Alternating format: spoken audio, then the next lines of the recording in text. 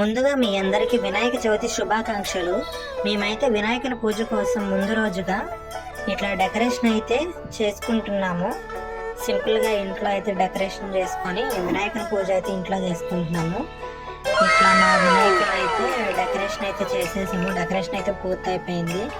Next పూజ కోసం పూజ సామాన్లు అయితే శుభ్రంగా కడిగి వాటిని ఫిట్ చేస్తున్నాను. సామాన్లు మంచిగా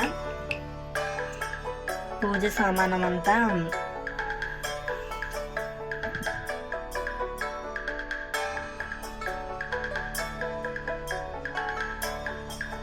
దండాలయ్యా ఉండ్రాళ్ళయ్యా దయ్యుంచయ్యా దేవా నీ అండా ఉండాలయ్యా చూపించయ్యా గోవా ఇంటి వంటలాగా.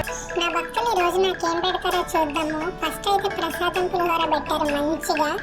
నెక్స్ట్ నాకు ఎంతో ఇష్టమైన కుడుములు ఉండాలి అయితే పెట్టేశారు మంచిగా ఫుల్గా.